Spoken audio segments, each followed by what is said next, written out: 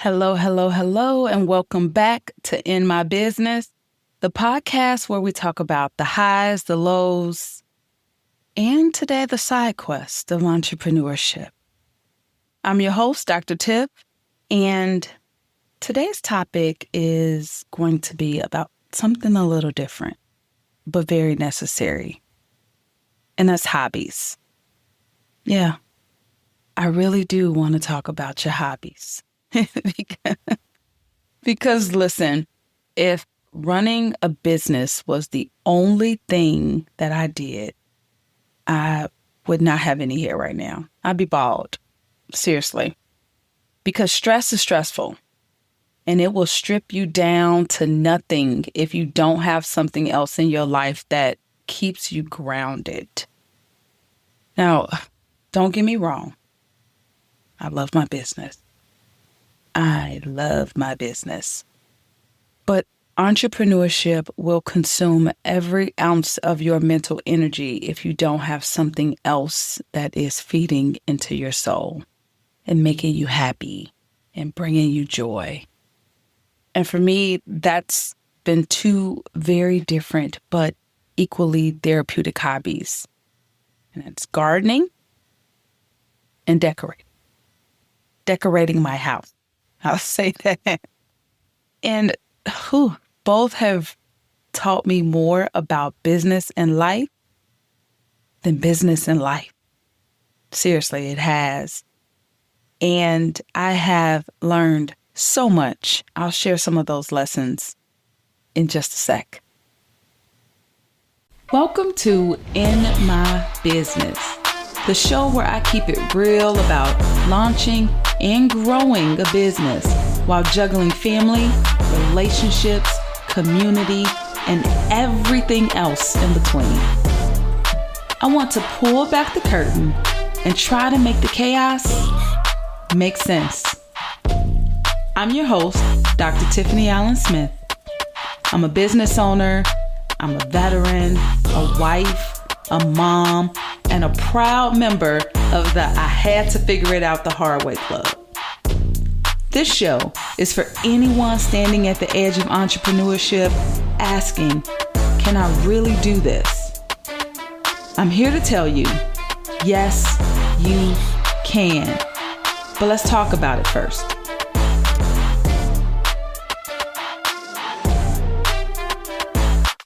So here's what happens when you don't have hobbies. Let me break this down.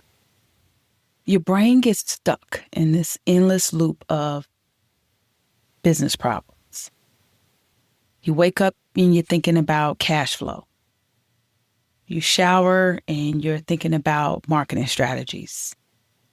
You try to fall asleep and you're going over in your head what you have to do tomorrow. Your brain literally doesn't get a break. It's always in this work mode. But if you have a hobby, that flips a different switch in your brain. And it activates what psychologists call divergent thinking. And divergent thinking is basically when your mind wanders, it makes these connections that it wouldn't normally make. For instance, some of my best business ideas have come to me while I was hands deep in dirt or debating whether an accessory tied together with a certain room. It has just come to me, but without me even trying to think about it. And plus, having a hobby, it gives you something that I call completion satisfaction. Think about it. Most projects take weeks or months, sometimes years to see those results. If you launch a marketing campaign, you have to wait to see if it's successful. If you implement a new system, you just have to wait and hope that it works and hope that it makes everything more efficient. But if you like to garden like me, you can plant a seed and sometimes it takes just weeks to sprout up. You can see it. If you paint a room or redecorate a room, then that can be done in a day. And that's instant gratification. that instant gratification is good. It actually helps to reset your patience meter, and it creates a balance. So while you're waiting on progress and success in the business, you're doing something that's giving you that instant gratification. I'll also say that having a hobby actually makes you more interesting. It gives you another point of connection with other people, because it's important to know that people connect with people and not just business owners. And some of my best conversations that I've had with customers have been around some of my hobbies, and we've shared gardening tips. And, they come back to check to see how it's going. And I'll ask them whenever I see them how their garden is going. It's just an extra point of connection. So let me say this about gardening. I did not go into it thinking that I would be this Martha Stewart of gardening. No, not at all.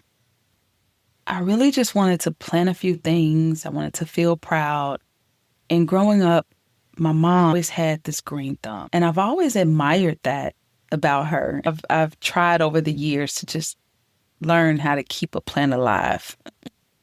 And it has just been something that has blossomed. So I saw a video where you can do the gardening in a bucket, and I decided they don't take up a lot of space, and I could go ahead and create my garden in these buckets. And so that's exactly what I did. I got everything together, found out what I wanted to plant, and then I put them in these buckets. Okay, so let me tell you about my garden. This summer, I planted cilantro, rosemary, basil, mint, spinach, zucchini, cucumber, tomato, chickpeas, green peppers, jalapeno peppers, and avocado. I think that's it. Let me tell you how they all went, and this is hilarious. So, my peppers, the jalapeno peppers, they are thriving. They are just growing. Every time I pick it, it just gives me something else. It's just great. The rosemary is dependable. It's solid. It's strong. It is just amazing to me, and I love the smell. The mint is taking over everything, like it's paying rent. It's wild, but it's beautiful. And every time, again, I pick it, it produces. The basil is beautiful. It's the star of the show. It's the leaves are just so lush and green. The cilantro, RIP. It didn't make it. It said no. It didn't even try it. I had a starter plant for the cilantro, and maybe it was a bad starter plant or something. When I planted it just drooped, and it never even did anything for me. The tomatoes, they are holding on strong. I planted the cherry tomatoes, so the real small tomatoes. And again, every time I pick, it gives me something else.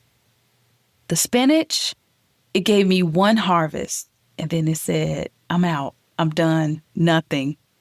And that one harvest, it was just good. It was so nice to see all of this spinach everywhere, but it never produced again after that, no matter what I did.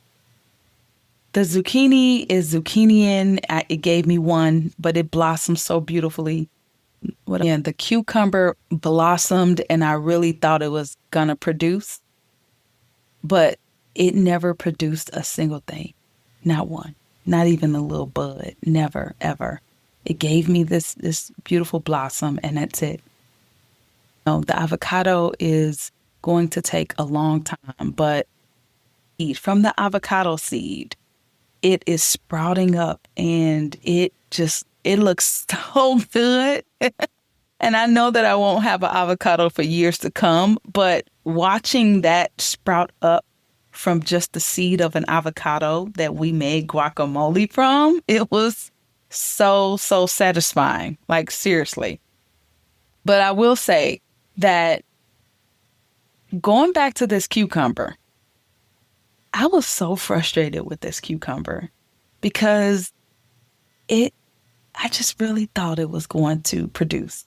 I really did. And it didn't. It didn't. I watered it. I moved it around, made sure that it was getting enough sunlight or not too much sunlight, or, I put compost in the soil. I really did. I touched it. I talked to it, and it just never produced. And then it made me realize something. Gardening this year has really made me realize something. It's literally life in slow motion. Like, gardening is life in slow motion. I mean, think about it. It teaches patience, acceptance, and the fact that things just don't always go the way that you plan them to go. Even if you have everything in place and you set up all these conditions. And it's the same way with entrepreneurship. You can do everything right. You can do that marketing campaign. You can go out and network. You can provide great service, and still you got that one customer that doesn't stick. They don't come back. Or you got a campaign that just didn't take off the way that you thought it would take off, and you've invested all of this money into it. And gardening, it reminded me that doesn't mean that it's a failure. It's not always a failure. Sometimes it's just not time or the season. Sometimes it's just not the season. I planted chickpeas. I forgot to say, they never produced anything at all, but it wasn't the season. And, when I go back to my print shop after dealing with my garden and after being disappointed and frustrated with that cucumber that just didn't cooperate, it has been easier for me to handle customers who don't cooperate. You see, same skill set. Honestly, it's the same thing. Like a potential customer could be a beautiful potential customer, and you can get all excited about this possible transaction with them and working with them. And you can start imagining all of the beautiful things that you guys are going to do together and building this relationship. And then they decide that it's no longer, a good fit for them, or they decide to not do business with you. That's how I think about that cucumber.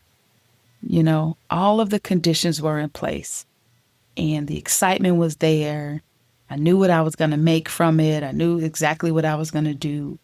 And it just never happened. Have you ever noticed how some businesses just pop? You see their flyers, their banners, even their business cards, and you instantly think, okay, they get it together. Well, that's not luck. That's printing done right. Here at PostNet in Shorewood, we're in the business of helping your business look amazing. So whether it's bold signage that turns heads, brochures that people actually keep, or business cards that are so sharp they don't end up in the trash, we've got you covered. And the best part? You don't have to be a designer. Our graphic design team helps bring your vision to life, so your brand feels as professional, polished, and unforgettable as you are. Because let's face it, when your prints stand out, you stand out. Visit our website at postnetshorewood.com or on Meta and LinkedIn at postnetshorewood. Let's make something amazing together. Now, let's talk about my other hobby, and that's decorating. I have really come to understand this hobby of mine over the last couple of years. I've always liked doing it. I never really understood how it connected to this larger plan. My house has always been my canvas. I change paint colors. I swap, furniture around. I don't buy a lot of different things or different pieces. I just move things around so that the room looks and feels different. Same stuff in it most of the time, but just moved a different way to create a different type of feel. And I've always done that. And I feel like now I'm learning, I'm understanding why. Because when business gets overwhelming, when things become uncertain, and I feel like I've done everything right, but I still don't know what's going to happen, and things are still up in the air, that's when I tend to want to decorate. And I've come to realize that it's because it's the one thing that I can't control. That's really it. I can't force customers to say yes to print services, but I can choose a new flow for my space and get an instant mood boost from that. That's literally what happened. And here's the kicker. It resets my brain for business because it's problem solving just in a different way. Both require creativity, they require vision, they require execution, right? You have to do it. Can't just sit there and think about it. But one is lower stakes, one is more fun. I can move a picture and put it on a different wall. That's low stakes. And it's a stress reliever. That's a serotonin boost. Like, seriously. I walk through the house and I'm like, yep, I did that. I redecorated that room. I made it open up. Or I made it shrink a little bit more. I made it more intimate.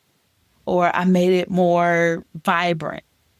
And I know some of you all are listening like, Dr. Tiff, my stress relief is Netflix and chill. Or wine down with some wine. And listen, I'm not mad at that. I'm not judging. Whatever your hobby is, that's your hobby. I would challenge you to try a little decorating project. Start small. Don't knock it until you've rearranged the room and suddenly everything just feels better. Or you change the whole color in your bedroom to something completely different. And now that room just feels like a different space, almost like you moved into a different home. I love it. That's the best part for me. I will also say about decorating with the control thing. My therapist and I have talked through this, and I have come to know this recently, that it is the way that I can control things when I feel like I can't control something else in my business. Now, let me be clear. I don't come home every day moving stuff around. That's not what I do. Maybe a couple times this year already, I have redecorated a space. If you're watching me on YouTube, you can actually see one of my most recent decorating projects. I have redecorated my flow space. It's the space where I come to do these podcasts, and I decided to create a completely different vibe, create a different flow, which is why I call it my flow space. And I am really happy with how it is turning out. Not completely finished with it yet, and that's okay. It's not a rush, but it is something that I feel very proud of. It's one of the reasons why I love decorating, because it is something that I do get that instant gratification from, and it really, really does help me when I go back to run my business. So let me talk about what these hobbies have taught me, and hopefully you're thinking about what your hobbies have taught you. So gardening has taught me patience. You don't control everything. you nurture, you wait, and you accept that not everything will bear fruit, like those cucumbers. But it's the same as business. And then with decorating is the control for me. And it's okay to find things that you can control when business feels chaotic, because that creates balance. But both of them together for me, it's creativity and it's resilience. So whether it's nurturing the plants or redesigning a space, I'm reminding myself that I can create, that I can make it, I can change it, I can adapt, all of those things. And for me, that's really important and that matters. Entrepreneurs often burn themselves out. Many entrepreneurs make their entire identity about the business. But you need something that's not tied to revenue, something that's not tied to customers. You need something that is just for you. And listen, I wouldn't be me if I didn't tie it back to what I do, and that's printing. So here's the thing. Hobbies and business actually overlap more than you think. The same joy that I get from seeing my basil sprout or transforming my bedroom is also what I get when I see a customer's business card design come to life. They've given us an image scribbled on a piece of paper, and then we can make that come to life. Or how producing a banner makes a customer's face light up because it looks even better than what they've imagined at their actual event. And that's my version of harvest season. So here's my encouragement for you. I want you to find your outlet. It doesn't have to be gardening or decorating. It could be cooking or running or even Netflix and chill. It could be binge watching, whatever show you watch or whatever app you watch it on. Find that thing that helps you recharge and feel like yourself again. Because business is demanding and it's going to take everything from you as long as you continue to give it everything. I want you to think about your mental health. I want you to think about your creativity. Think about protecting your joy. All of those things are worth protecting. For me, gardening and decorating, they're not just hobbies. They are hobbies, but they're not just hobbies. They're lifelines for me. And I can move over into doing something else. So gardening may not be the thing that I always do. It'll be another thing or another thing. But those two things right now remind me that growth, it takes time. And control isn't necessarily a bad thing when you use it to create beauty in your life. And that's what I do with decorating. So go ahead, plant that basil, plant that rosemary, paint that wall if you need to paint the wall. Buy the accent pillows if you feel like it'll make things look better in your space. And remember, if you need something printed, or if you maybe want to put labels on your homemade salsa from your garden, come see me at PostNet. And we'll make sure that your print game blooms right along with everything else that you're working on. Thanks for hanging out with me today. Until next time, I want you to keep tending to your garden, whatever that is. Keep decorating your space if that's your thing, and keep building your business. You can follow me on social media at Dr. Tiff's Community. So if you're listening to me on a podcast and watch me on YouTube and you can actually see my flow space as it comes to life, I look forward to hearing about your hobbies and what they are and what they have done for you. And more importantly, what lessons you have learned that you can connect back to your business. Until next time, entrepreneurs.